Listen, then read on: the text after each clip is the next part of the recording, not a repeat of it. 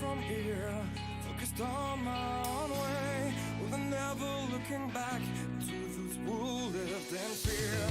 There was nothing I could do, there is nothing you said that could make me realize how much lucky I was, just out of reach of the fire.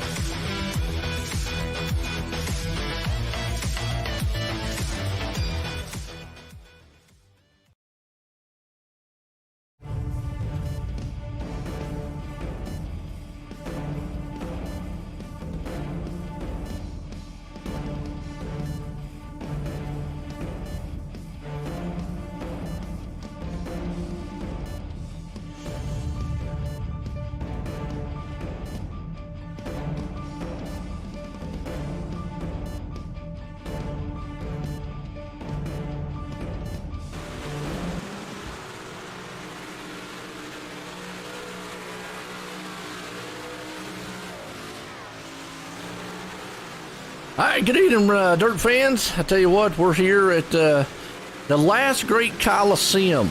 That is basically the name of this place in Bristol. I call it like the Bull Ring, but it's most famous and noted for its asphalt side of stuff. And they just this year, well, actually they did it a couple years ago. They put dirt on it, but this year really became famous because all the NASCAR drivers went and raced on it this time. But we got big block action here tonight. And we're about to kick it off here with the Gambler Motorsports pre-race show. And if you're not familiar with Gambler Motorsports, check them out on Facebook. Proud style race team. They race dirt, sprint, sports cars, asphalt, and they even do those awesome endurance races like 24 Hours of Daytona and Le Mans. So check them out there on Facebook. Well, before we get into qualifying, I want to bring up a guy here, Chase S, real quick. Get a word with him on maybe what tonight's going to look like here. Chase, Joy, the booth, got a copy? Yeah, I got you, Joe. May I tell you what, Bristol, I gotta admit, this is the first time I've actually broadcast a Bristol dirt. I've done many, Bristol races, but what kind of things do you think we're going to see here tonight in these big blocks? Oh, Bristol's kind of a tricky track. It tends to be one lane for most of the race until it kind of gets up towards the wall, and it kind of opens up to maybe like a 2 or 3 lane track. What do you think that preferred line's going to be? High, low? I mean, I know on the asphalt side it's usually high. It'll stay high for a while until somebody makes the bottom work, but that normally doesn't happen until the later half of the races, from my experience here. I got you. Well, I'll tell you what on iRacing now, in real life, me and Doug was having this conversation, and I know it stems even for tonight. You can pick between the 358s or the big blocks, and me in real life, I would pick a big block coming here. But what about tonight? What do you think the choice should be? I honestly think tonight Bristol would probably be best to go with a big block. Such a big, long track, big sweeping turns. Not really gonna have a disadvantage of power as you would on like a smaller track, like let's say like a Lima Land or Fairbury. All right. Now on iRacing, do you think they do a good implementation between the two cars? I don't know. To me, the 358 feels really underpowered. But I've never driven them. The only thing I've ever driven in real life was a dirt street stock. So I can't really. Not really. I'm with you on that one there. For that. Yeah, I'm not really. I mean, it's kind of curious. Like I said, I found out a lot about the big blocks because I didn't even know. I thought when they said big blocks, it meant big blocks, and then somebody said, no, they can run 358, smaller one too, and I'm like, really? You'd want to do that? Wow. Even around, well, they're really popular up where I'm from, like the northeast. Well, I'm from Southern Ontario in Canada, but they're really popular in the northeast of the states, and they have an even smaller class, which uses the 602 crate motor too. Oh wow, okay, good deal. That's good info there. Which, I mean, I guess, it would make sense if you get on like a small track, because maybe something like a Kokomo or something that might benefit, like, smaller motor to get into the turns and whatnot. So, yeah. Yeah, it really minimizes the tire spin on exit, which is a huge thing in real life and on the sim. All right. Well, I'll tell you what, good luck out there, and maybe see you guys in victory lane. Hopefully. Was that you down on Beagle Racing? Yeah. Me and Barry just hang out. We race the B division. What? I gotta ask, ain't that Ryan Beagle's team? Yeah, but where's Ryan been at lately? I haven't seen him in forever. He still drives real race cars, so it's gonna be about that season. So. I got you, man. Yeah, I remember old bottom feeder Ryan Beagle, boy. I tell you what, good guy there. But hey, good luck out there, Chase, and hope to talk to you again. All right, thanks a lot, Joe. All right, man. Tell you what, their Chase is good driver there. Got some good insight to what he was talking about there, Doug, and that's something I found out new to me with the Big Block series of what these cars are and all. And there, he just threw in another little one that even where he's at, he's got an even smaller engine class for him. Yeah, there's they call them the Dirt Sportsman. They run the 602 crate engine.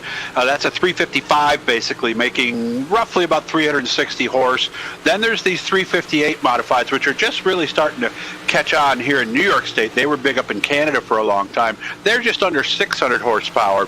And then the big block modifieds, they're 467 cubic inch, big block Chevy engines, and they can make up close to 900 horsepower now. And the cost of those engines are up close to $60,000. So, yeah, but like he was saying, the small tracks, the small block, like he was saying, he was 100% right. They don't spin the tires as much coming off the corners. So, like at a third mile track or even a quarter mile, you can be competitive with that. But obviously, when you get to some things like a 4/10 or a half mile or something like that, power is power, and that's where the big block takes over. Yeah, no doubt about it. I agree with you on there, and that's kind of what I was thinking too. But on a track like here, where like which he mentions with the longer straightaways, and the turns are kind of more sweeping style turns where momentum plays a huge factor. Something with some power that can get you going through those turns. You don't want to get bogged down, because we talk about that with the 305s a lot on the Wednesday night. How bogged down those things can get coming out of the turns. Yeah, you get them too sideways, and they just don't like to hook up. And I always find it interesting that when we talk about Bristol on the asphalt side, we talk about it as a short track, where in dirt racing, a half mile is considered a big track. There's half miles, there's 5/8, and I think there's maybe 3 mile tracks left in the country. But the other thing, and I've talked to a lot of the drivers who have driven both of these cars, the guys who drive the 358s say they're not as powerful as they should be, that they're more like something like a sportsman. And then the big block guys who actually drive big blocks say they're way too smooth, that they're more like bucking Broncos in real life. So maybe iRacing needs to look into boosting that horsepower, because really 900 horse, I can't think of many round cars. Even Cup cars don't make that much horsepower, Joe. Yeah, that's a lot to the Phantom to have around here. I mean, now I did kind of put these with the same category as a 410 wing sprint. Obviously weight, it's going to be different, but it's still, even with these big block modifieds, they can't weigh no more than maybe 2,000 pounds, 1,800. But depending on the driver, the minimum weight for the big blocks around here is 2,500. Okay. Yeah, so they are considerably heavier because they've got a lot more body work on them. They've got a bigger fuel cell in them. And if you were to ever see a frame of a modified next to a sprint car frame, and I've seen this before at some car shows, very close. This is just stretched out a little bit more, but if you look at the construction and the way they're designed, you'd be surprised how close they were if you were to see them frames side by side. And this is actually, and again, you talk about the model. I would say this thing is supposed to be modeled really after what a modified car is supposed to be, but you'd see like on the modified asphalt side of things. Like they run like it's here at, what is it? They run here at Bowman Gray and stuff like that, or Stanford Speedway. Yeah, like the NASCAR Modifieds, the Whelen Modified series. And they sit a little bit lower. There's actually a company out in Rochester, New York that makes both. They make the dirt modified frames and they make asphalt modified frames. Similar, they sit a little bit lower, tires, a lot wider tires. But the dirt modified, Up here in the Northeast, I mean, you can go down maybe west about as far as Pennsylvania, down south, maybe Maryland down there, Ohio, and of course up in Canada, there's thousands of these cars around. Nice. And around here, you start with a Sportsman, then you go to a 358, then you work up to a big block. Well, there you go. Yeah. They got a nice ladder in place, and the chassis are exactly the same. So that's the nice thing about it. Well, we got some good insight last night. One of the drivers was talking about prices of racing and for the, I think like Sportsman and then what it costs to race in the sprint cars, and one of them was talking about obviously we were the price differences between real sim racing as opposed to real racing, and it was really interesting what they because I was curious. I said, well, look, what's the price? Just a rough average to get in, and I mean, but you've got to look. You've got to have sponsors. I mean, sponsors is huge. I mean, unless you're just rich to begin with, folks. I mean, hey, look, and there's some of those too. They are. I mean, if you got the money, hey, by all means. What's up, Hunter? How you doing? So, I mean, if you got the money, sure, go ahead. But I mean, for the most people, you got to rely on those sponsors. But it was interesting. The one guy was talking. He said, well, you can buy a used chassis, $1,500, $2,000. He said, but obviously you're going to probably spend, if you wanted to buy it outright, $5,000, $10,000, $15,000 for a chassis. Your motors you're going to get, talking about his motor. He said the motor that he was just having built, he said upwards of $30,000 to $40,000 is what he's looking at in a motor. So it was in there. Now, that was for like the sprint car. Oh, okay. And obviously, like what he, right, and like what he was talking about, he said, well, naturally I've got sponsors to help with a lot of that. And I said, well, yeah. He said, yeah. But on the flip side, the guy was talking about the Sportsman side. He said, well, this is a little bit lower division, a little more entry level. He said, total in his car and all, he might have, you could have anywhere between $5,000 to $15,000, depending on where you want to go. So, and if you do realistic. If you do that with a Sportsman, where I live here in Central New York, you'll be racing for 20th every night. Well, most of the guys have new cars, a roller, which is everything but the motor. If you want a new roller of one of these modifieds, $30,000. Yeah, for a new one.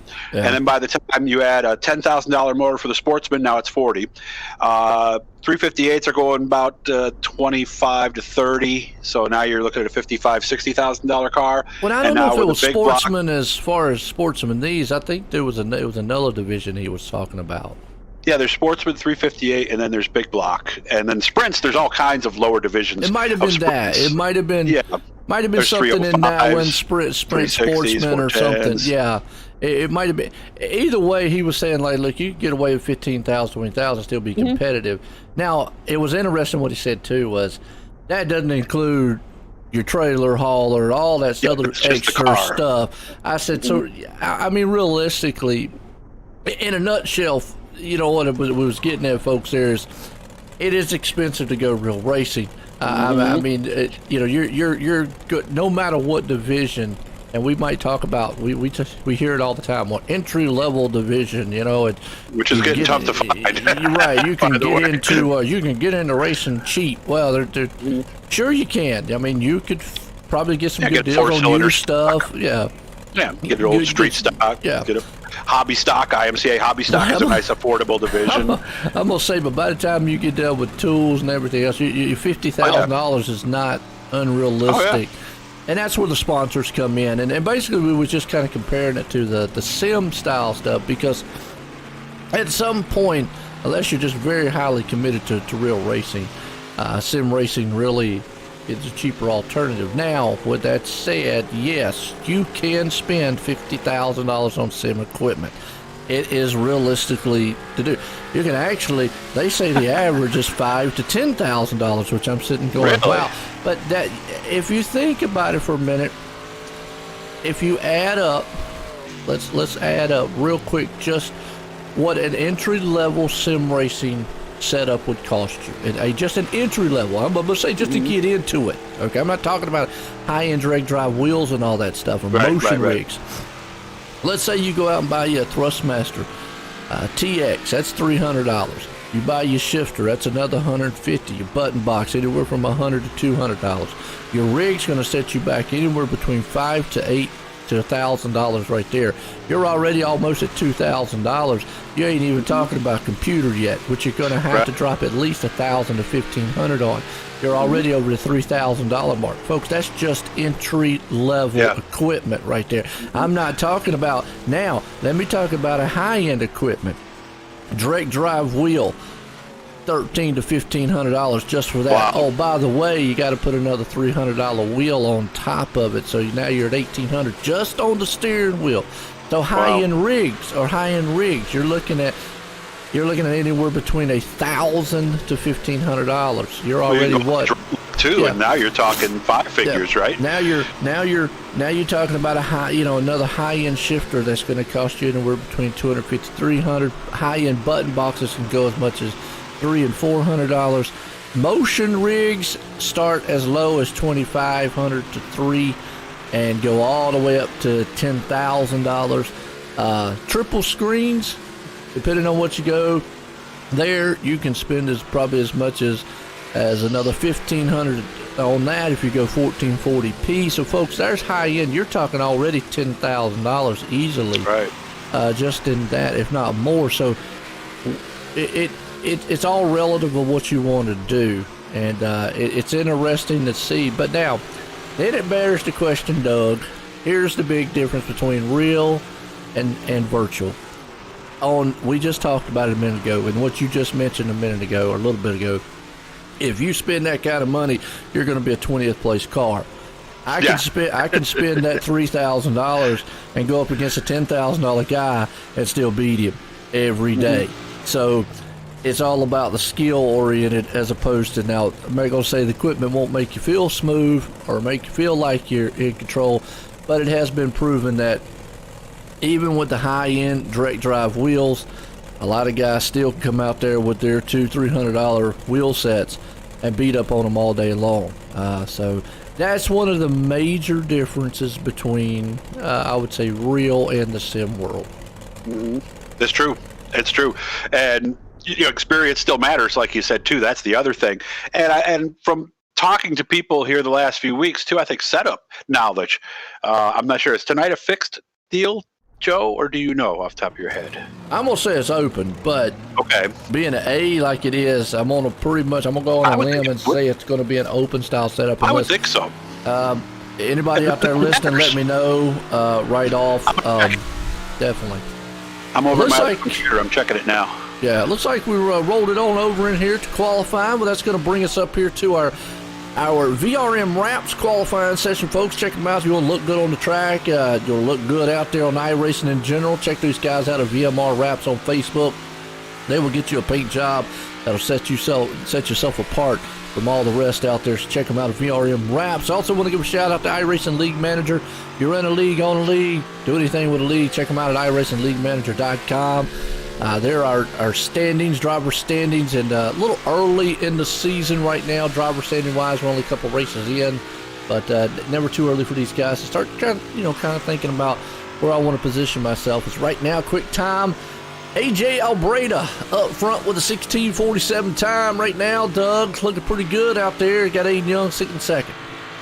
Yeah, Nicholas Vickery back in third. Tom Gom, I like with the double M's there. Blake Chapman rounding out the top five. Watching some of the lines that they're running, because I'm kind of watching through the simulator myself, and I'm seeing what he means about the lines. They're driving up under the flagger's toes. They're trying to get them a little bit low. And there is, I just saw one of the guys, there is an out of bounds down low. You probably might not be able to see this if you're watching, but the track does go flat. And if you get those left side tires in it, it's going to upset the car greatly, like it just did for Justin Sick.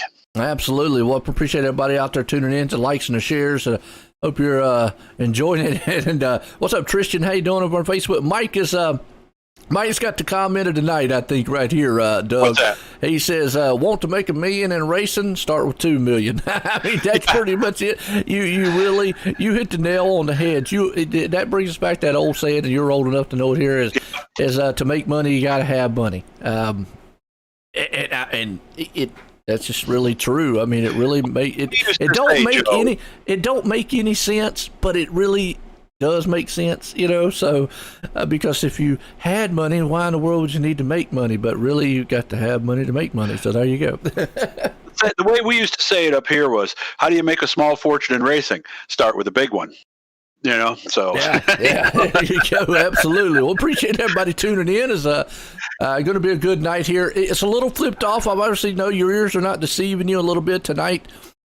Sean and the boys up here from Advanced TV, they had a little emergency. It came up, and we kind of flopped nights. Normally, I would do Friday nights, pro late models.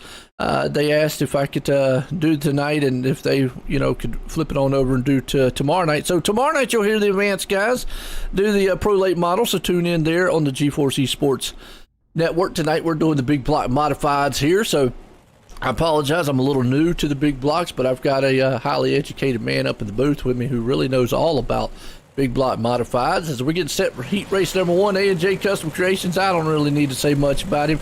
Go to GForceRL.com, folks. This guy's craftsmanship is top notch above all, and he does some outstanding work. Andy Patton does a multitude of trophies, plaques. He even has some other new little products that are out there. So definitely check him out on Facebook. Check him out on GForceRL.com. As we get set here to grid these guys up here tonight, Steve Shaw's out front. Got Kyle Parker there. Tommy Gom, AJ Albreda, Jeffrey Kemper. We got Tom Taylor, Chris Steele, and Glenn Spangler going to round this one out here to get us set here for Bristol. Like I say, they call it the last great Coliseum. And if you've never ever watched a Bristol race, especially an older Bristol race, you see why this place is a coliseum of a track. It's a monster. It really is. And one of the nice things, you and I were talking about this before we got going too, I think within the iRacing platform on the dirt, and I've raced NASCAR at Bristol since NASCAR 90-something back on the PlayStation. It was always tough to tell the difference between the ends, but you can really tell with the dirt. 1 and 2 is considerably tighter than 3 and 4, so it is 2 totally different ends. What a great track. I've heard mixed things. I took some laps earlier today. I love this place. I think it's a ball. And I've heard some mixed things myself there too, guys. Yeah. Some guys enjoy it. Some guys are like, yeah, it's just not like a real style dirt track. And I even heard that on the real side of things. They're just like, well, it's just an asphalt with dirt on it. It don't feel. But it's not. But yeah, I don't know. Anyways, I don't race it in real life, so there you go. Well, at least they're racing at night here. That's the big thing, too. I don't know why the Cup race was run during the day. Because you don't run dirt races during the day. They end up dusty and the track breaks up. So hopefully they learn from that this year, and they're doing what we're doing tonight and racing at night, because that's when dirt racing is supposed to take place, Joe, not during the day.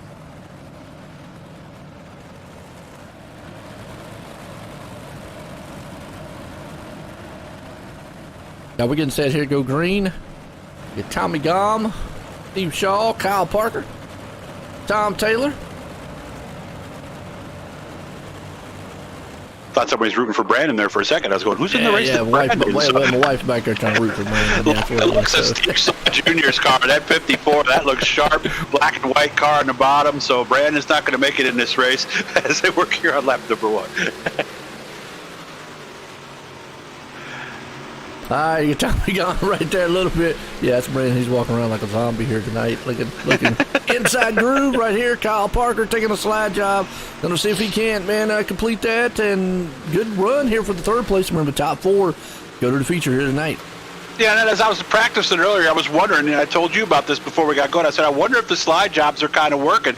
But right now, Kyle Parker looks like he's got something working on the outside here as he's all over the leader's tail tank.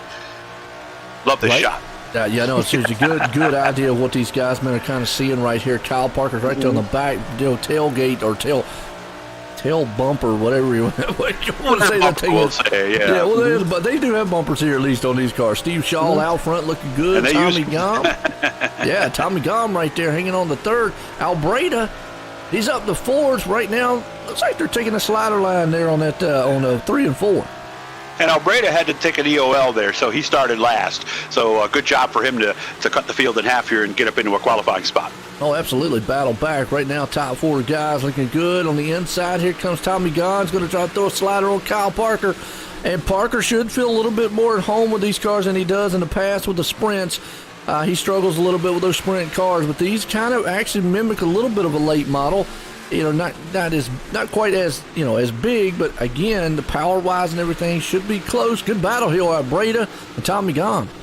Yeah, this is what we had hoped was going to happen. Good bottom and topside racing. And just like we found out from the gentleman you talked to before the race, the bottom is the place to go. And these cars are almost a hybrid between the two because, like I said, they're very similar to the Sprints and the Frames, but the suspensions are getting so sophisticated now that the sanctioning bodies have had to step in and stop that because they were getting too close to late models. Oh, wow. Too many adjustments. It's awesome, boy. Right now, good run. Steve Shaw out front and got it locked down, but he's got AJ Albreda right there coming strong on his back end. Tommy Gahn's hanging on to third. Chris Steele has moved up as Kyle Parker has really fallen off the pace up there at the top side. Wow. Yeah, way back as that's going to put it to in the end. It looks like Chris Steele's going to take the transfer spot. And the man out front there, Steve Shaw, is going to win it. Throws us into heat race number 2. Howard Hanna Real Estate, and I always like to say this, #1 family-owned and operated independent broker in the U.S. Howard Hanna. Number one, period, Joe. I mean, that's what I said. In order to have that distinction, these guys definitely have to know what they are doing. And if you're looking for real estate, if you're looking to buy something, sell something, anything to deal with real estate, check those guys out on the website, Howard Hanna Real Estate, and on Facebook there. Check out Scott Hurwitz. He'll get you hooked up. Out front, though, we got Connor Ross, Justin Sick, John Hine, Aiden Young, Andrew Smith, Jesse Atkinson, and Zach Chapman all going to round this one here as we're getting set here for the big blocks. You know, there's a house down the street around the corner that's for sale, and you know who's selling it? Howard Hanna. I was surprised. I looked at it. I said, oh, I know those guys. So they're everywhere, guys. No matter where you are, they can find you a house. All right? Whether you want to live down with Joe in North Carolina or up here in Syracuse area with me. Come on up. Have some fun. See some more eyes in expensive person. than where Doug is, I'll tell you. It's a lot more expensive. But if you're rich, don't worry about it. There you go. That's the way to look at it. They're all nice. It's all nice. Either area you go, it's both areas are nice. So there. $12,000 in property taxes in this year. So, yeah. Yeah. Oh, yeah. I think we were talking about that before. You were talking about yours was, and mine was like $600-700, and Doug was like, "What? What? No. Come on, man. I work 3 months a year just to pay for the school taxes, you know. But this is where this stuff takes place, right around here. New York State was where a lot of this stuff started. And boy, these cars have come a long, long way in the 32 years that I've been watching. And there's a lot of, we talk about the difference of states, in NC, they have their fair share of dirt tracks here. Most notably, obviously, Charlotte Dirt Track. There's a few other small dirt areas around here. Going towards over the Raleigh area and so forth. But here we go, Bristol here tonight. Green flag's about to fly. Heat race number 2 here. Justin Sick drops the hammer. He's out front. Good battle's on. Yeah, it was. Aiden Young's right there on the top side, so it's a battle for around the 3rd and 4th place spot. Yeah, that was a great start for Sick on the outside. They're really getting the bite. So Young Connor on Ross, the wall. Who was that in there? Still on the wall. Now he's spinning around. He got a little tagged up high right there. Didn't see what happened to him, but I saw what happened. He just got together just ever so slightly. Got up into the wall. Justin Sick there, Connor Ross, John Hine, and Andrew Smith. And unlike a lot of the other cars, this one I've noticed from practicing with these things, you talked about the sticky walls all those years ago. These modifieds do not like the walls in this particular sim. They climb right up it and do some nasty things. Yes, they do. Right now, Connor Ross hanging on to that second place. He's going to put a slider down the inside. You can do a little bump and grind in here. You can. That's the biggest thing with the short track racing on the NASCAR side of things. You always hear the bump and run, but look at that. He got loose coming off that turn. And you can do that with these, okay? This isn't like a sprint car. The wheels don't stick out as much as they do. You can still hop a right rear tire, but with those rub rails on the side like they are, yes, it's open wheel, but you can bang a little bit more than basically any other form of open wheel racing there is. Got Justin Sick down low, Connor Ross up high. They're going to take it door to door there, side to side. Connor Ross is going to put the slide job on him. Put the moves there, takes it to the top spot. Justin Sick falls back behind him. John Hine hanging on it. We got a solid battle happening around 4th and 5th, though. That's Andrew Smith in the wall. You jinxed it. I know it, man. Contact right there. And they're back at it again. Three up front here. Look at John Hine digging. Yeah, John Hine, who, we think of not as a mod guy. We think of more late models and sprints and stuff. But, boy, he is taking to this modified stuff really well. He might be the fastest car out there right now. Looking at the high side, peeking up at the top, seeing if we can't get that top side groove rolling right now. Connor Ross protecting the low line. He comes off turn number 4, shooting it on down here. White flag one more time. Justin Sick out front. Is he going to be able to pull this thing off? I like this, Joe. This is good stuff. And how about Jesse Atkinson? He's now worked himself up into the final qualifying spot as the Checkered Waves. Checkered Waves, it's going to be all Justin Sick here in the heat race number Good 2. race. Jesse Atkinson is going to hold on to 4th, and I like that, Nick, out there. Kyle had a tire going down. He's out there crying and laughing. Yeah, he did. He had something going down because that car wasn't moving and grooving like it needed to. Heat race number 3, Coast to Coast Sim team here tonight. C2C drivers, they feature, man, from the coast to coast, USA to Canada. They have been a part of GForce Racing since the inception here, so check that team out. We got Anthony Duranko. I hope I said that last name right. Jeffrey Barker there out front. We got Blake Chapman along with him. Nicholas Vickery, Roy Collins, GJ Boydell, and Troy Stewart's going to round out this set of drivers here for our heat race number 3. Been a good one so far. We've got a lot of great side-by-side and some good passing. The one thing I've noticed here, Doug, is a slight touch. These cars look like they're a little bit slicker and uneasy on the track, easy to spin out. Yeah, the track is getting slicker, so that's the thing. You can see that groove is starting to shine up a little bit. I'd keep my eyes on one guy here because I know Jeffrey Barker used to race what were called mod lights. They were miniature modifieds is what they were called. They're powered by motorcycle engines. Very similar feel to these, actually even tougher to drive than these cars, so I'm not surprised to see him in the front row here. Absolutely. We're getting set here. Barker right there. Blake Chapman. Let's see what kind of car he's in. Normally he's in a candy mobile. Yeah, you got that brown one there with the dirty burger on the side. That's what your burger looks like after 3 laps at a dirt track. You It's a ain't dirty lying, burger. no doubt. You just confuse it with some chili and you'll be all right. There was a tracker out here that used to sell ice cream.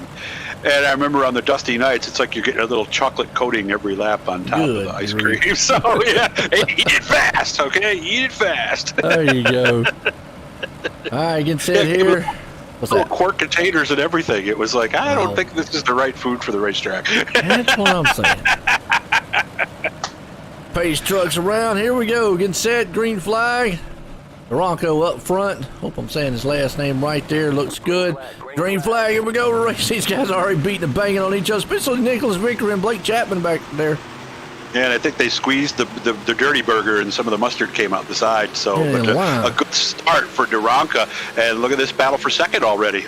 Second place, good one there. Barker up top. You've got Vickery down low. Chapman right behind him. GJ Boydell. In the meantime, Allen's out front leading it for the moment. But, well, he's got trouble coming. And you already see down there Nicholas Vickery run it down low.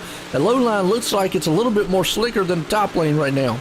And you could see he just didn't get the run out. See, he'll pull up next here, and then see Barker can pick up that throttle first, and there he goes. So, like our pre-race interview, I think the bottom's going to come around as it goes, but I don't think it's there yet. Typical Bristol, I tell you, if you watch any of the asphalt stuff, that is kind of what it is. You can go low. The problem is it's trying to come off the turn is where you're just not going to get that drive coming off. You see the same thing here on the dirt side of it. Vickery falls back to third. As you got Blake Chapman right there in fourth. Meantime, Barker's trying to run down. Duranko up front. DJ Boydell's outside looking in the fifth place spot right now. Everybody's being kind of patient, but still see Vickery's not going to give up on that low end. Well, GJ works at a dirt track up north there in Canada, shoots some videos, so I know he wants to do well here with these modifieds. So, of course, that's primarily a sprint track where he is, but look at this battle for second. We've seen this before. I think Vickery might have a run this time. No, he still can't get him, Joe. He cannot. He just can't get the bite coming off the turn. Right now, up top on that cushion is rumbling with Barker in the second place. Vickery's down low. He is right there on his back deck lid. Going to try to see. Let's see if he gets another bite coming off the turn. They're side by side. No, he's just, you can see right there, just that run that Barker gets off the turn. Well, and you can see where that line is, like I was telling you, where it gets flat. The corner before Vickery got in there, and I think it screwed up his exit. So you can see down, like, see where the leader is. His left front tire was just above that when he came in the corner. So Vickery might be sitting there going, I think third's a fine, respectable finish. It is right now in Vickery as they come out of turn 1 and 2. Barker tried there, lost a little momentum. That could lead a high lane up. They're going to try 3 and 4. Are they going to have enough momentum? I don't think Vickery's going to be able to. Drag race to the line. Barker's going to hold him off. Blake Chapman's going to hang on to fourth. But Duranko's going to win here in heat race number 3. And it looks like we're starting to get maybe a little bit of a cushion starting to build up a little bit out there now. At least, a line where you can see where to put that right rear. Absolutely. So this track has changed a lot so far. This is going to be fun as the night goes on. It'll be our B main SBGC 3D printing B main here tonight. Check them out at SBGC3D.com. Tom Taylor, to do some outstanding work with some 3D stuff. We'll see when they're at. We'll see when their ads later on in tonight here. But right now, cool Jeffrey stuff. Kemper, they do some good job. Zach Chapman out there, GJ Boydell, Kyle Parker, Andrew Smith, Roy Collins, Tom Taylor, Aiden Young, Troy Stewart, and Glenn Spangler all rounds out the field here with the 10 drivers. Looks like everybody's going to get in. Yep.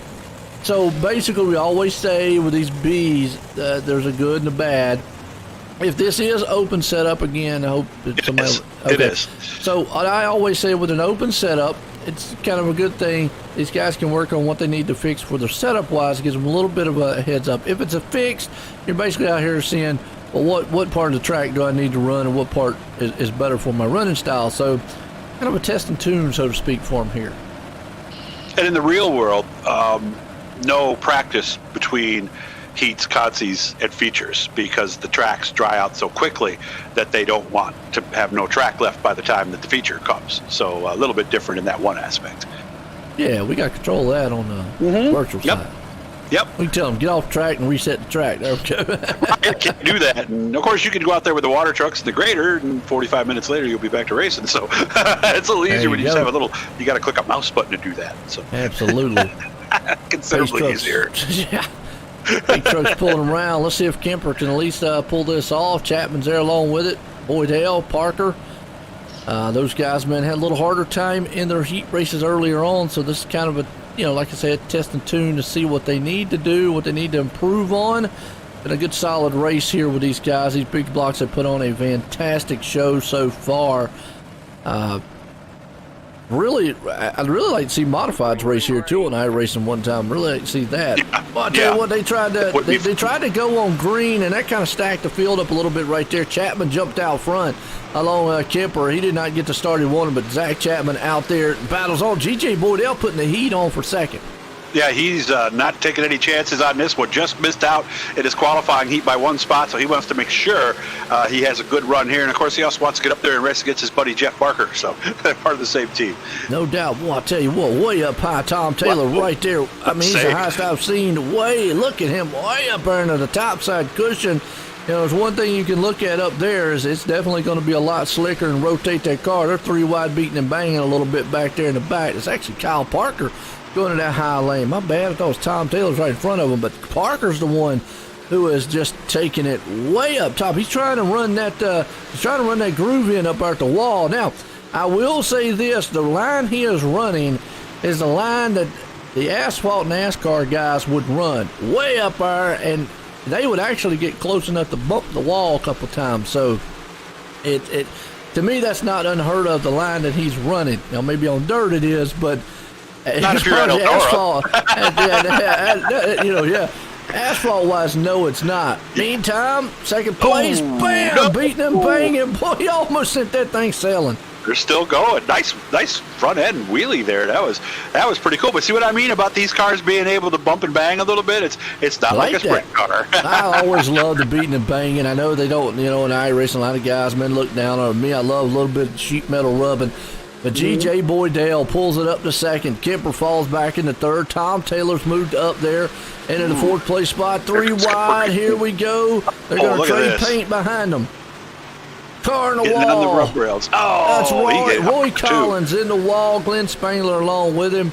So that broke up the pack. Tom Taylor's up to third. Andrew Smith sitting there in fourth. Zach Chapman, meantime, walking away from it here. He's got a 1.5 second lead.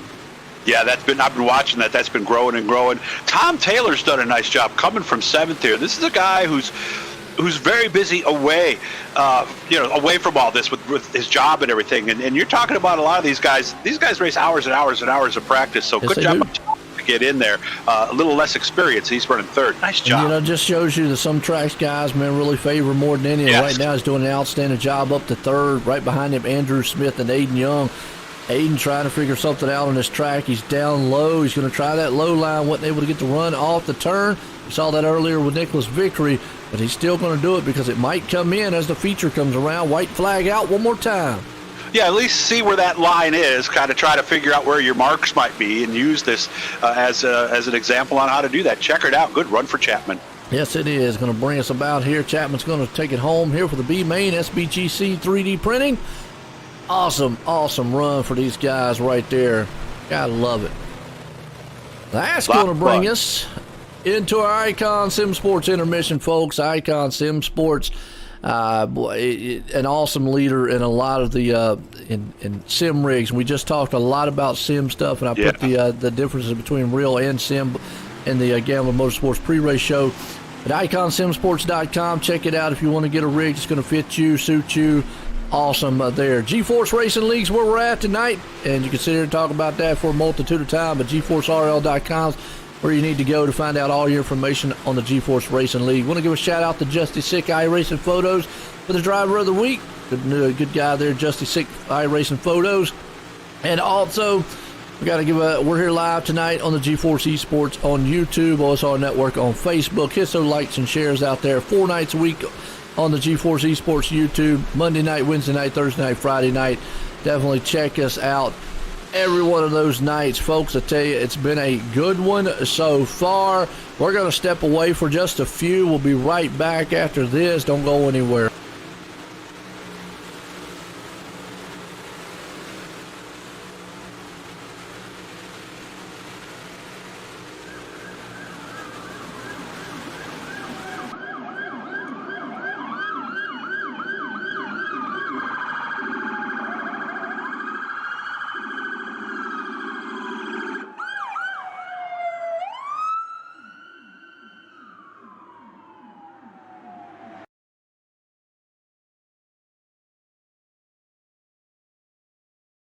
Oh, say, can you see by the dawn's early light what so proudly we hailed at the twilight's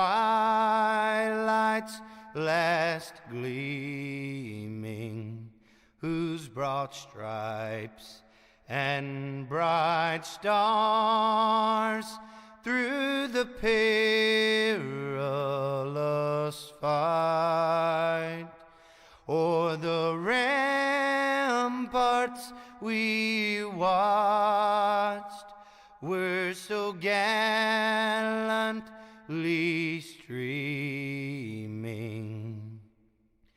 and the rockets' red glare, the bombs bursting in air, gave proof through the night that our flag was still there.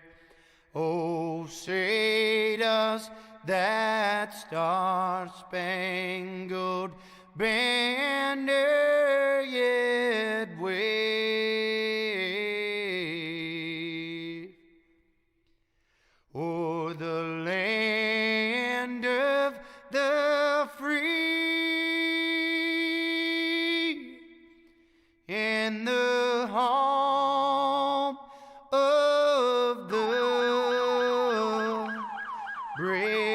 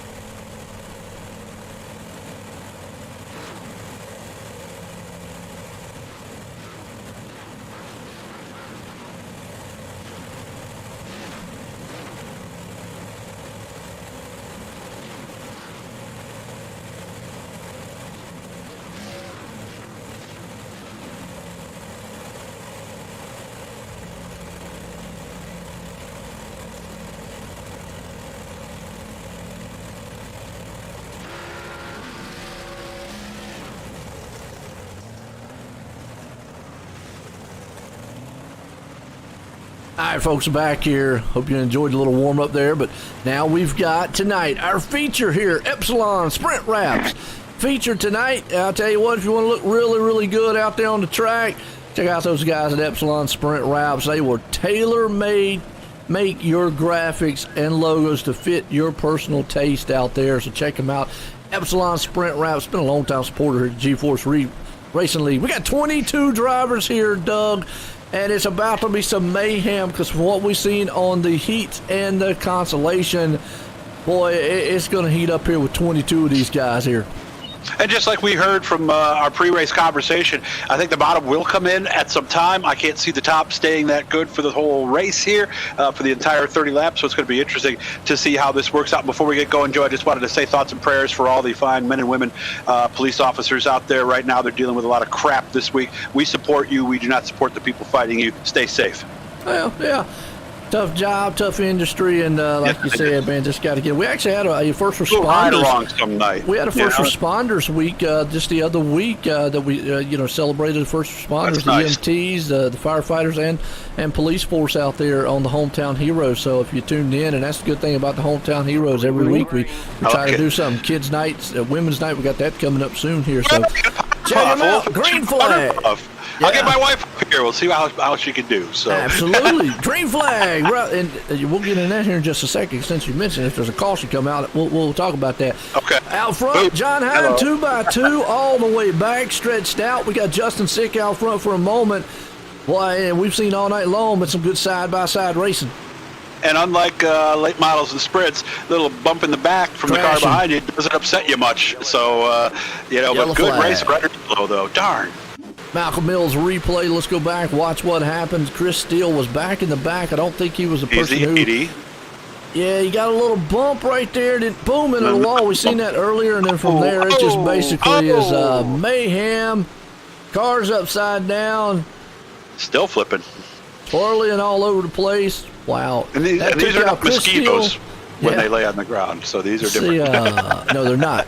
So we've got Chris Steele, Jeffrey Kemper, and Glenn Spangler all involved in that one, unfortunately, there. But you mentioned there before we started on the green, we've got coming up, it's May 3rd, I believe it is. Okay. Check out GForceRL.com to send out more info. Wednesday night, our Hometown Heroes, we have 3 different divisions, and usually one division. What we're going to have is a special night for the ladies, which is Mother's Day, by the way. Nice. A week early before Mother's Day, so we're going to celebrate it then.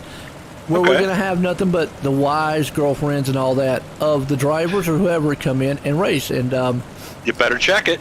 You better check it. I've seen powder puff races where there's been guys out there with wigs on.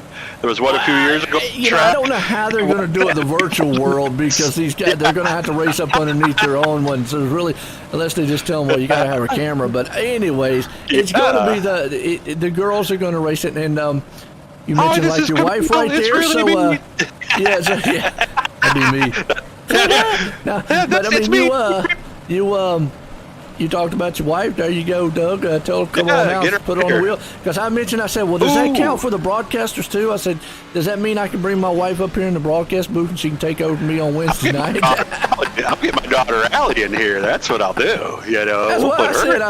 I said I'll bring my wife up here. Which then again, pretty much the broadcast is going to go like this. What am I doing, Joey? Over Why here. are they all hitting each other? What am I supposed to be doing? What button am I supposed to be mashing over here? I mean, what? Get over here now and show me what I'm supposed to be doing right now, okay? That's pretty much how the broadcast is going to go if I put my wife up here, and that's all y'all going to hear. So what do you mean they're out there? What are you talking about side by side? Okay, my wife and your wife to call the race. This is just this makes no sense to me. Why are they going 10 laps? Yeah, why are they going? They're going slow on the track. Is this real? She's been around this. She's been going for 32 years, just like I have. So she's a little more well versed, perhaps, in the dirt stuff. So, but it's not that. It's just she wouldn't be interested. She would just be like, "Yeah, what is this? What are we doing? This is nonsense." My wife was going to practice Saturday up here, but it got rained out, unfortunately. So. It would be fun, though. It'd be an interesting broadcast if I brought her up here. But nonetheless, it would be. Green flag. Justin Sick out front. EJ Albreda. Steve Shaw right there along with it. We got Alan DeRonco right there in fourth. Connor Ross hanging on in the 5th place spot. Went single file on the restart here tonight for the Epsilon Sprint Wraps feature here. And it's all Justin Sick right now. He's walking away a little bit on Albreda.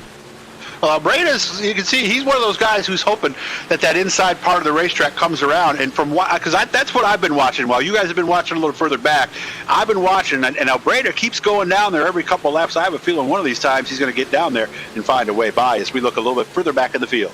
Absolutely. Looking out right there, Steve Shaw right there in the 3rd place spot. The Bronco's falling back just a little bit, but he's got his hands full. Connor Ross looking on the inside. John Hine hanging on the 6th place. He's right there trying to tailgate him around the track. Everybody's up top on the cushion.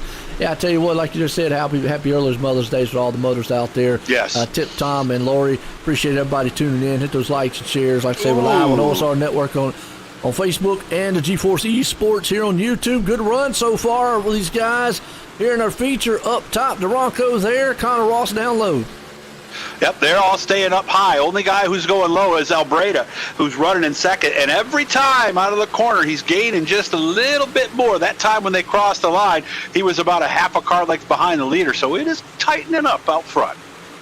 Absolutely. Good run so far, like I said, out front. Steve Shaw right there, battle for the lead. Albreda's down low. Is he going to be able to get it just a 6 high? Just can't quite closer. Get that groove. Yeah, we've seen it all night, but we'll see if he's going to be able to pull it off. In the meantime, we got some cars in the back crashing. Chris Steele and Jeffrey Kemper, no caution yet, though. I guess it's because the track's so big, you're able to get off the racing surface. It looks like he can get a better run off of 4 than he can down here in 1 and 2. And this time he's going to stay right up there. See, there's that cushion we talked about. See that bumper right behind, and the way the bumper is on the front of this car, they're meant to be bumped. You know, it's kind of like the old bumpers we used to have in street cars before all this plastic stuff came in. So right now you can see he's just dipping down there a little bit to see what it looks like. So here he's going to take another peek. This race could get interesting when they hit traffic up here. Yes, he could. Right there, he goes driving it down the inside. Let's see. Is he going to be able to complete the slide job? I think he is. He drove that thing in there hard. The problem is his momentum going to hold up. Justin's going to stick to the high side. I thought there he was going to crisscross him under, but he actually looks like he held off. Maybe he's going to ride a little bit behind Albreda here, and he's going to try it himself. Never mind. Slingshots it down on the inside. Slider not able to do it. Contact 6 in the wall. Oh, caution out. We saw that one live, but just ever so slightly bump right there between them. And I'm going to go ahead and tell you something there, Doug. What's that? That is typical asphalt Bristol. You know how many times I have seen in NASCAR, you know, iRacing or real, mostly a lot on iRacing, that move right there basically in the guy's night. Get on the inside, the car swoops up just a little bit, contact between them, and that inside car is so kind of loose as it is coming off. He bumps, and it just keeps on coming right on around on him and heads right into the wall. I see it a lot on the asphalt side of things.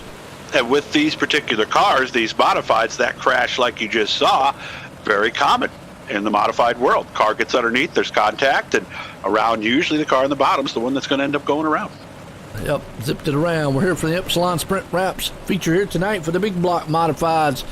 Here, been a good one so far as our feature time here, Bristol Dirt. And hope everybody's having a good time here and everybody's enjoying the race. As myself, I got up here, and I got Doug up here in the booth with me. Normally, I haven't had Doug here in a while. I appreciate him taking his time out tonight, come up here and get in the booth with me. So miss him on Wednesday nights. Yeah, we had a lot of fun on Wednesdays. No doubt about it, man. So it's fun. The I appreciate hometown you hero thing. What's that? I appreciate you calling and asking. You know, I mean, in the hometown hero on Wednesday has been a fun night. Like I say, excuse me, I'm choked up there. Has been a fun night. You know, we've done a lot of support for a lot of different causes. Nice kids concept. nights. Yeah, a lot of kids night, first responder nights. Got the Mother's Day thing coming up, so definitely tune in for that. Go to GForceRL.com, get all the info up to date on it. The women's night, which I am kind of curious for that one now that you brought that up about there, you know, how you brought that up about the guys, how they're going to police that, because most the wives and all these are not going to have accounts on iRacing, and they're going to race under it. So, anyways, I still like my idea about me putting my wife in the booth because I could just see how that. Yeah, I just know how the broadcast's going to go. Joey, you need to come over here and tell me what I'm supposed to do. Hearing this right now, Joe, or no? She heard me the other night when I was talking about it, and she just kind of looked at me, like, yeah, that ain't gonna happen, whatever. So. Yeah. Because she would come over here and goes, well, what button am I supposed to mash? Yeah. And what am I supposed to say? That they're going around in circles. Yeah. What am I supposed? And that's how she would probably say it too. She's from the north, guys. Okay, so come on. Hey, I'm from the north too. Oh, geez, what a start for Albreda. Wow. I don't know what everybody else didn't see the green or what, but wow, he sure did, and he's already out to a half a second lead. And he got a good jump. He did right there. So shocked Doug on the north thing there. 3 wide in second place. You knew I wasn't going to let that go. So I hear you. The accent, we don't. There you go. Absolutely. Steve Shaw hanging on the second. Alan DeRonco right there in third. John Hine hanging on the part of the top side. Connor Ross hanging on the fifth side. Still a 3-wide battle for second. Wow, look at Ross go low. I thought the 109 of DeRonco was going low, but then I see Connor Ross. And he actually has those left sides down on the flatter part of the racetrack. So not really the way to go, but man, I told you that bottom was going to open up, and it's so much fun now that it has. Oh, absolutely. You got bottom, middle, high right now. These guys are running. Tommy Gahn's got a full course picture here. Looking at it. For that second place, it is a 3-car tussle up there trying to get it done. And Gom's trying to figure out where to go. Connor Ross was down in the bottom, and somebody's just sneaked by him. That's Nicholas Vickery, who you saw flash by in the bottom. Nice move. Yeah, good move. Puts Tommy right there back in about the 6th place spot. It is a hornet's nest happening around about this middle pack. Connor Ross hanging on there in the 5th. Alan DeRonco there again. Car around in the wall. That is Connor Ross upside down. And caught in the catch fence and rolling down the bank. Got it turned around. Nice. Oh, that one kind of live there, folks. Bad news for Albreda. His lead was almost a second when that yellow came out. So good news for Steve Shaw Jr. and everybody else. They needed that yellow. Now, my wife is here. And, she's going to do it? And she's here now. And we were talking about earlier with the Mother's Day thing that maybe I should put her in the booth. Hey, Rebecca,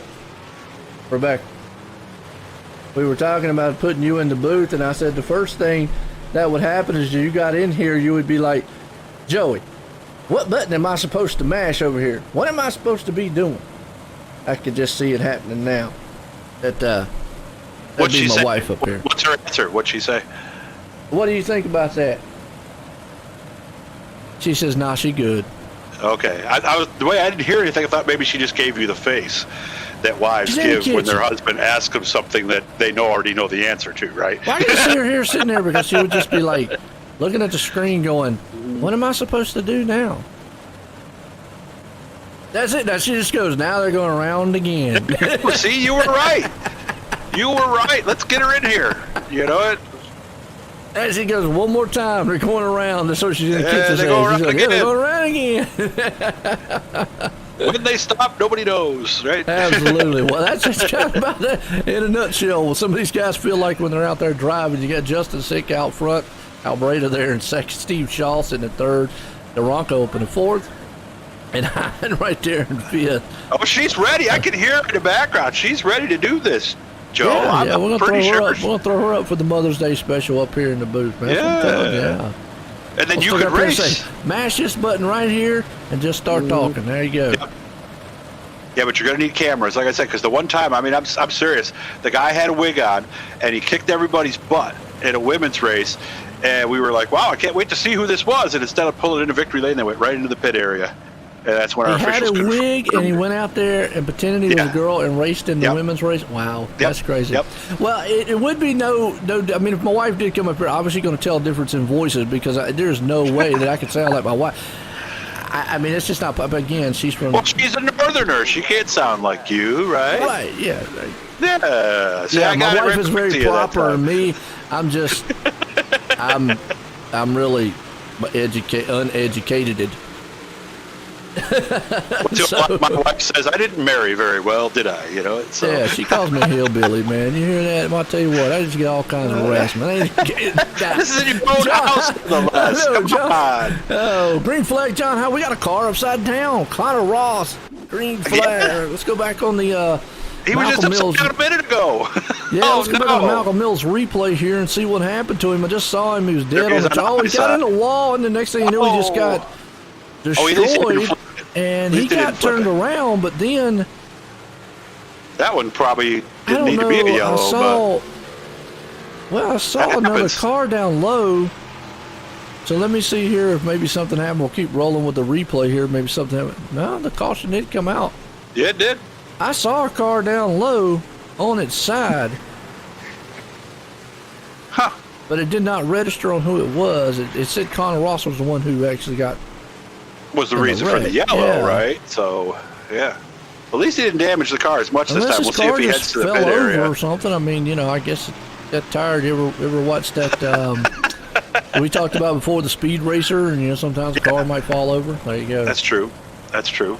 Justin Sink said he got disqualified after that race because we can't say anything bad. Bad luck. Not happy. Well, yeah, that's true. You don't want to say anything bad, Mm-hmm. What is that old saying? You don't have anything good to say, right? If you ain't got nothing good to say, don't say it at all. That's that old saying. Or what was the thing Thumper used to say all the time? And Bambi. What was that he used to say? So long ago, I can't remember. All right, Rebecca. What was that thing Thumper used to say all the time to Bambi? Was it if you ain't got nothing good to say, don't say it at all? Oh, if you ain't got nothing nice to say, don't say it at all. There you go. Okay. Yep. And the way he said it was just like, if you ain't got nothing nice to say, don't say it at all. Well, Bambi didn't have a mom anymore, so somebody had to educate Bambi on the rules of the world. So I guess that was Thumper's job. Kids nowadays need to go watch Bambi. There you go. Need to learn their history too. Throw that out there. Yeah, throw that out there to them. But anyways, tonight, Epsilon Sprint Wraps. We're learning about some big block modifieds out here. It's just been a fun night here tonight so far, folks. You can tell. Hey, we have a lot of fun up here in the broadcast. And I hope y'all enjoying it out there too. You want more seriousness? Obviously, tune in tomorrow. I mean, not to say we're not serious, but tune in tomorrow night. Advanced Racing guys, they're going to give you a little more of the ESPN style. We'll set it that way. So I enjoy it. I mean, we'll give you the insights on what's going on. But we like throwing in really fun stuff too. But Epsilon Sprint Wraps definitely here tonight. Make you look good on the track for our feature. Albreda has been out front dominating so far. He has, after a really slow job, yep. And he's been getting those starts on the restarts, those jumps. Very good. Last one was awesome. So Shaw's going to make darn sure this time that he is not waiting too long on this start here. So and Steve Shaw had a fast car in his heat early on. Well, he was fast early in this race till the slide job from Albreda. So this is fun. And if you're looking for something that's, I don't want to say this the wrong way, that's not as hard to drive as something else, try these modifieds out. Start with the 358. It's not nearly as hard as a midget and some of the IMCA modified stuff and all that. So a lot of fun. And I've had some modified drivers over. They say this is actually tougher than the real life modified. So if you want to learn to drive for real, get your butts in here, get your iRacing set up and learn. Absolutely. Here we go. Albreda out front. Steve Shaw right there. He did. Shaw got a good start this time and got away from the pack. You got John Hine and Duranco, right there in the fourth place. Atkinson, man's moving up. As you got a 2x2 battle starting around about third place on back. Yeah, that's some good racing right there. And the bottom now has officially opened up. Love the speed shot, just seeing these mods going around this racetrack as here we are looking. Yellow out. Oh, no. Blake Chapman. We're just getting a good groove going there. It was. Blake Chapman out there spreading burgers and fries on the track. We'll see what happened to him. Man. Little bump in the back. And everything, you know it. I call that the turn and run move right there, and he just got spun. Oh. Malcolm Mills replay. Want to give him appreciate them guys coming on board. The things that they do. They've been a long time supporter here. Malcolm Mills brings our replays here week in and week out. And Justin, you're right. Can't win them all. Hey, No, it's you fun to can't. see out there. And yeah, unfortunately, you like ran I said, well, man. I was wondering how you got disqualified because you said you can't say anything bad.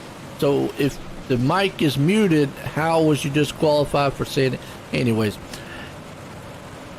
I don't know. Hey, man, look, I ain't in admins and I ain't race direction. I'm up here going to I would never have the broadcast. patience to race. I mean, I did race for real for a season, and somebody took me out, and I went ballistic, so I can't say And my hat's off to race control too. A lot of it is, and a lot of drivers, emotions run high, especially on short track racing.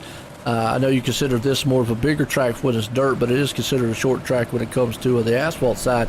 And when it comes to short track stuff, I can only imagine a lot of what the race control admins, even on here, go through. So my hat's off to those guys. Appreciate the job that they do, and whatnot to try to police the best they can out on the track. Sometimes something that might just look like a racing incident. Guys are out there. Drivers might go, "Well, this guy ran me over, or run over me," etc.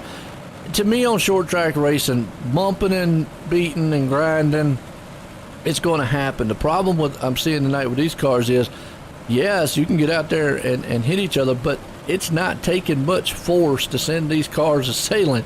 Unlike other tracks where you can get out there, maybe bump and beat a little bit side by side, and be able to hold on to it. Here tonight looks a lot slicker. It does, and this track has changed tremendously from where we were at first, but really I'm surprised it's holding up as well as it has, and these modifieds do put on a good show. The racing is really good. I'm having a blast up here. I just can't wait to see who's going to win this after 8 more laps. Absolutely, and we're getting down to those final laps here tonight, folks. Hope everybody's appreciated it. Epsilon Sprint Wraps here. Good one so far as everybody's gearing it up here. Looks like we might go in a single file restart here to start things off. Cautions seem to be taking longer tonight. I don't seem to know why. Yeah, the cautions seem longer tonight for some reason. I don't know if they have some sorting out to do. Oh, okay, I got you, Justin. Yeah, there we go. Okay, cool. Yeah, so you basically went down pit road, got a black flag. Okay, I got you. And you know what? Sometimes in iRacing, the black flag stuff is kind of weird too on how they do and whatnot. So, yeah. So there we go. I like I say, got to give my hats off to admins and the guys here at GeForce Racing and what they do. And, trying to police everything and so forth and so on. But yeah, the black flag issue sometimes here really is kind of weird when it does happen. So single file start. Albrate out front. Steve Shaw there in second. John Hine doesn't look like he's in his boat machine here tonight. Usually in the cruiseshopfw.com machine. But right now you got Duranco and Vickery. And Vickery just gets slammed in the back because he got checked up just a little bit right there. That definitely will happen. Kyle Parker's on the back end. Yeah, that was a nice save by him there. I thought for sure we were going to go yellow, so a good job gathering that one back up as we are watching right now. Contact again. No, he's going around. Duranco went around. We saw that one live. He just got hooked a little bit. Kyle Parker on the inside, just two guys, and that was a perfect shot of just showing just two guys taking up the same real estate on the track and just came together at the same time. So awesome. Well, some of this is also, there was a racer that used to race these mods around here, currently runs with the Lucas Oil Late Model Series. And after some incidents down in Florida, he was saying that some guys, the drivers drive differently when they don't have the fear of getting popped in the mouth in the pit area afterwards. And I think we're seeing a little bit of that in this race. Yeah. That's a virtual world in general, yeah. You don't have the fear of tearing up $1 million cars or anything like that, and the sponsors get mad at you. Unless you're in the Pro Series, and your sponsors might get mad at you for wrecking. But other than that, it's just, you're right. A lot of it translates to that. Guys out here having fun. Well, are you driving it for real? Or are you driving it like a video game? The Pro Series, you're going to drive it like you're real because you do have real sponsors, and you are driving for a $100,000 championship. I get those guys, but then again, that's only a small 41 drivers in the in the Coca-Cola Esports NASCAR series. So it's only a very small percentage of drivers that are in that. So I get those drivers why, and even when it spans over to the pro series in the dirt and on the road racing. So I get those guys why they would come out here and take it so seriously, because they are running for $40,000 and $100,000 prizes at the end of the year. I get it, but flip side, unless you're in a league that's paying a lot of money, and I guess the argument there, Doug, still would be, even like in GeForce, GeForce doesn't want to be a league where you see a bunch of guys get out here wrecking all the time. Right. They want good racing, want clean racing, want fun and competitive racing, and I feel like they do have that. Some tracks are just better than others, and some cars are better than others. And, that's true too. But I look at it this way. Some of these guys do come out here for fun. Do a lot of these guys come out here and take it very seriously? Absolutely. It's just all about what you want to bring to the table and how much, your mentality you want to bring to the table. So, again, I get the pro drivers. That is a different whole other subject. Yes, you have a lot to lose when you get to that level. A lot to lose. I'm not saying that you don't here, but really, when you go down pit road, you hit your fast repair, and you go race somewhere else at 2:00 in the morning tonight. So I mean, 'cause that's why I don't do very well on this, because I treat it like it's real. I treat it as a trainer. There's nothing wrong with that. I should have a chance to get in the car this year. So when I jump on here and practice or run with a group of people, I don't want to touch anybody, because there's nothing wrong with it, and it's real. And that there you go. You're absolutely 100% right in that, and there's nothing wrong with coming out here. And on the flip side, there's nothing wrong with guys who want to come out here and just have fun, because they don't have the time to put in a lot of time, day in, weekend, or whatever, to come out here and race. And some of these guys are racing fun. So some of these guys are practicing racing 40 hours a week. There you go. Absolutely. So it's just like any type of sport, any type of simulator. It's all about what you want to put in. A green flag flying for the Epsilon Sprint Wraps feature here at Bristol. Albreda out front. He gets another good start. I'm gonna tell you what, that guy definitely knows what he's doing. He is getting those good starts on the restarts here. If he does end up getting this, wow, look at this battle for second. Wow, it's 4 wide for a moment there. I'd be interested to hear how he's done that. And I'd also be interested to hear if anybody is running a small block, because I would think this would be a big block track tonight. And that is another thing right there. Look at this 3 wide battle. That's where we're on about 4th, 5th, and 6th right there. Kyle Parker is beating and banging Nicholas Vickery. And Jesse Atkinson right there along with it. The 71 there, John Hines. So that's skimming back 3rd, 4th, and 5th.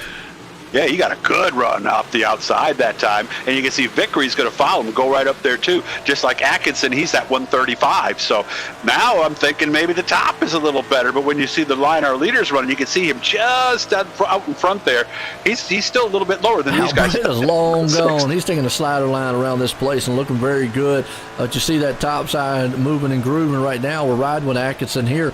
He's got a front view there showing that battle happening around about second back and on the wall. And no. And that's a case of just can't get out of the way. Wrong place, wrong time. Yeah, wrong place, wrong time. Just cannot get out of the way in time. Let's go back on the replay. Yeah, we were right with him. He had nothing to do with that. He did not. It's basically that's that closing right here. You saw that's Nicholas Vickery up there. Got it in the wall, tagged it just a little bit, and just kind of got stuck up there. And you just cannot. Once you got the momentum and coming out of the turn, there's nothing you can do. Or something up there, or what does Nicholas he do? got into the wall, and that's all it was. He just right there. He just got in the wall, and then that's just a closing rate. Got in contact with him. Other cars behind him just trying to woe up too, and basically they're just it's a domino effect. Mm-hmm. Not a lot you can do in a situation like that. Well, as you begin racing in the non-virtual world, that's one of the things you realize very quickly is you can be just riding around, minding your own business, all by yourself, and something happens, and bam, your night is over. So if you want to know what it's like in the real world, that was a good example right there. It is. It really. I mean, and even in real life, that you're not going to have.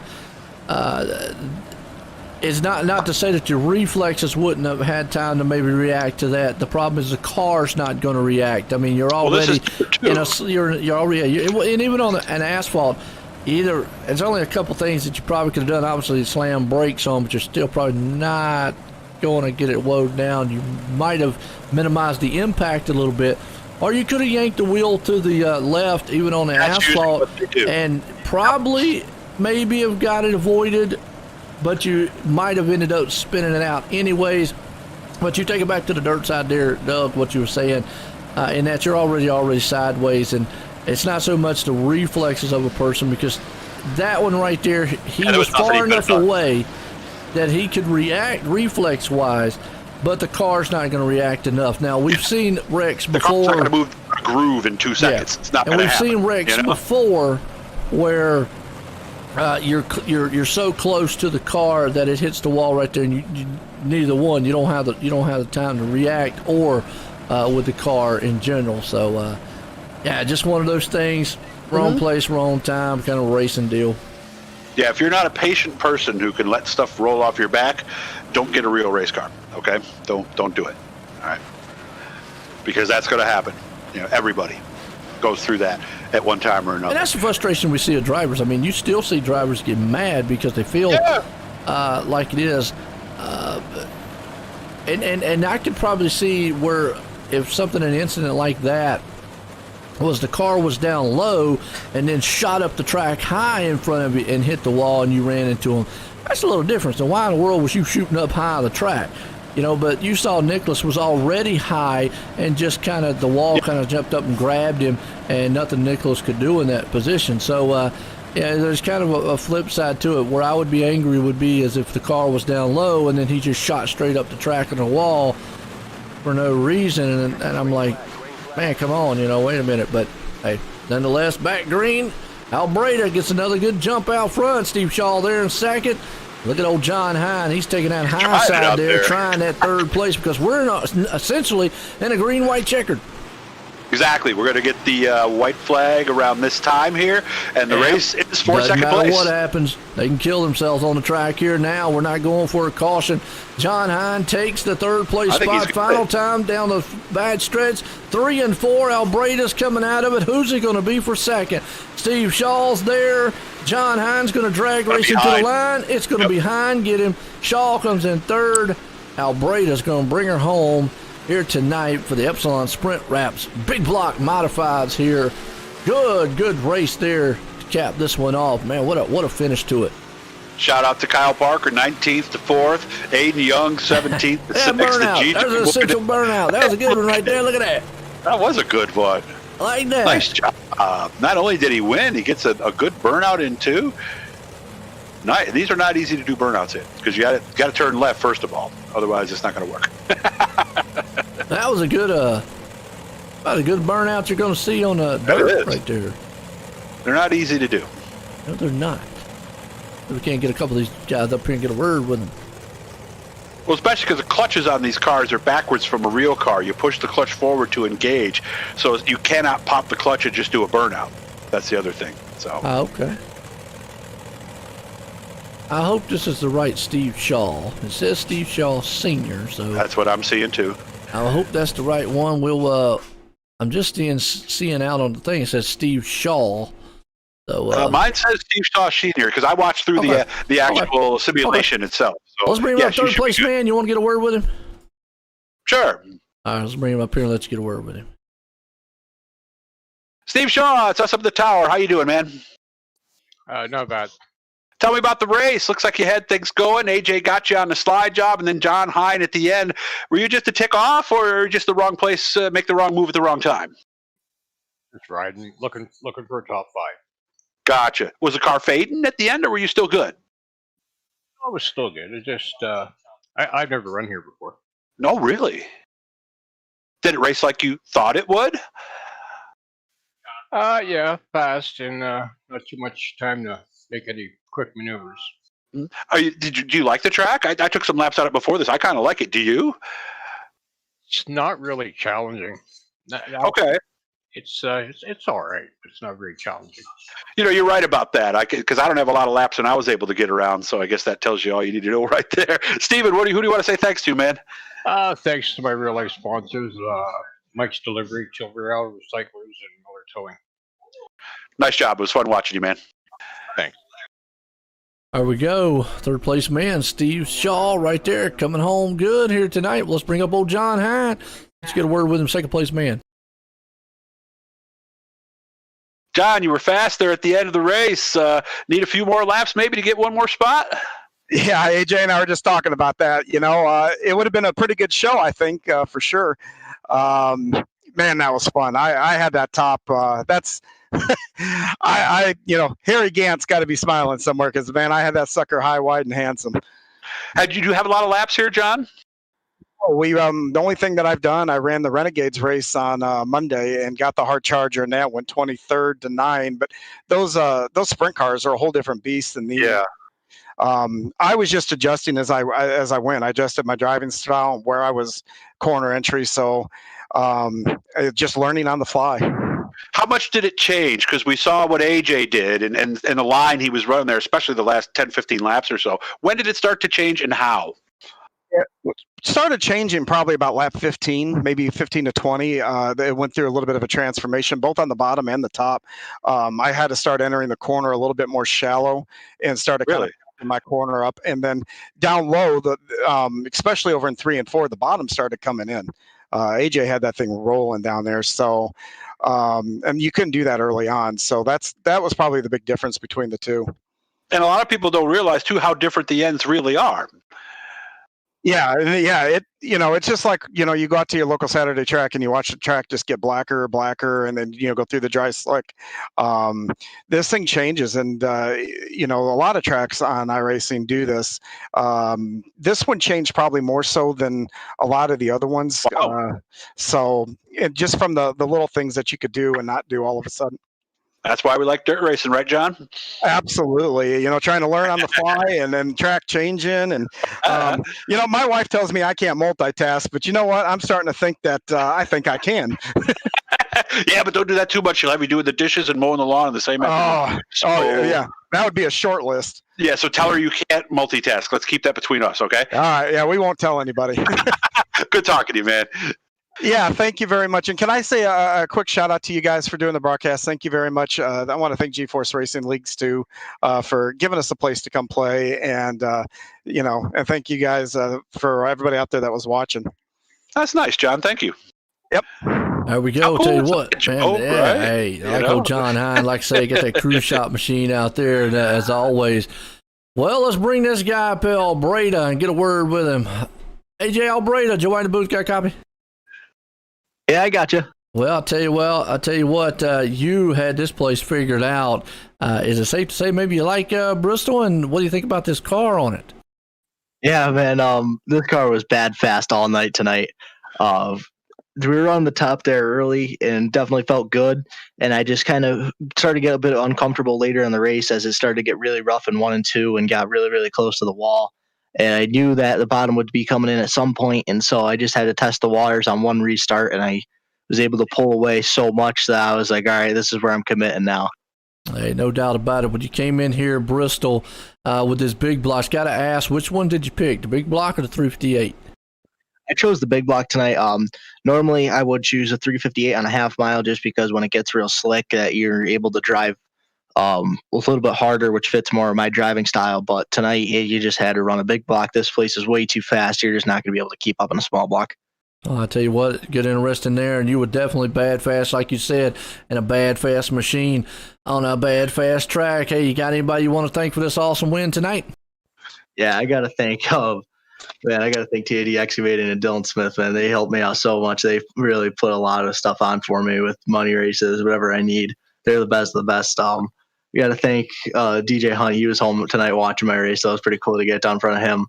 Just got to thank all my sponsors that helped me out week in and week out. Just everybody is super nice. And I got to thank Roger, too. He puts this deal on, and he does an amazing job with it. Well, I'll tell you what, is like you said, week in and week out, it's an awesome, awesome show. And again, congratulations on putting in victory lane here tonight there, Albreda. Thank you. There we go. AJ Albreda putting it out there. Like he said, he had a fast machine, and we saw it all night long there, Doug. We really did, and I kind of had a feeling early on that Steve Shaw didn't seem as comfortable as maybe he could have been while he was out in front. But nice job by Albreda to get the lead, and a nice job by John Hine to make a move there at the end of the race. Love these cars, love this track. Hope you guys get a chance to try it. No doubt about it. Well, that's going to do it here tonight for the Epsilon Sprint Wraps Big Block Modifieds here tonight on the Thursday. Hope everybody enjoyed the show. For myself and everybody at GeForce, everyone, have a good night.